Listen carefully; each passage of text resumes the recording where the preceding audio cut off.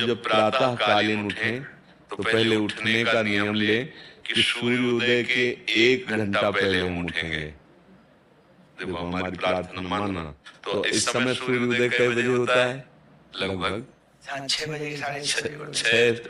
आप 5 बजे उठ जाइए और उठ करके सबसे पहला कार्य कीजिए, पृथ्वी के चरण स्पर्श कीजिए, भूमि के चरण स्पर्श कीजिए। और फिर आप जिस आसन पर बैठे हैं, देखो ध्यान से हमारी तरफ सुनना, जिस आसन पे बैठे हैं, जिस पे शयन किए थे, जिस सैया पर सोए थे, पृथ्वी को प्रणाम करने के बाद उसी सैया में 5 मिनट केवल बैठ जाइए और 5 मिनट बैठकर 5 संतों का नाम ले लीजिए।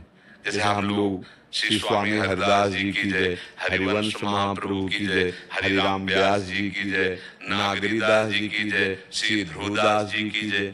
5 संतों के नाम याद कर लीजिए। इसके बाद नीचे उतरिए और पहले जो अपने माता पिता, अगर वो शयन कर रहे हैं तो कोई बात नहीं है, अगर वो शयन नहीं कर रहे हैं तो पहले जाकर माथा रखकर उनको प्रणाम कीजिए। इसके बाद आधा लीटर या पौन लीटर जितना आप जल पी सकते हैं, उस जल को आप हल्का सा गर्म करवाइए अपने माता पिता से, जो भी आपकी सेवा में हो, या अगर आप स्वयं कर सकते हो तो स्वयं हल्का सा।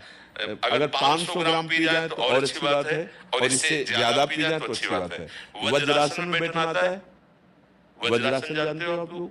देखो वज्रासन, वो देखो बैठे हैं, ये दोनों पैरों को ऐसे करके इससे बैठकर जल पिया जाए।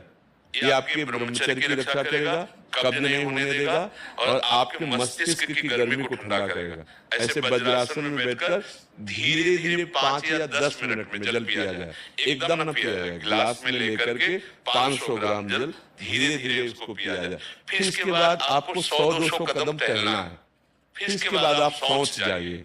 शौच अगर आपका पेट साफ हो जाता है, अगर नहीं साफ होता है, कोई ऐसी परेशानी लगती है, तो 1 चम्मच ईसबगोल की भूसी और छोटी हर का आधा चम्मच अगर रात्रि में दूध से या पानी से ले ले तो बार बार शौच नहीं लगाएगा, पर आपकी आंतें साफ हो जाएंगी। शौच जाने के बाद स्नान करें और फिर तुरंत, अगर आपको व्यायाम आता है तो करे, नहीं तो सीधा सरल बात होती है, 20 बार बैठ जाए बैठक और 10 बार लेटने वाली दंड।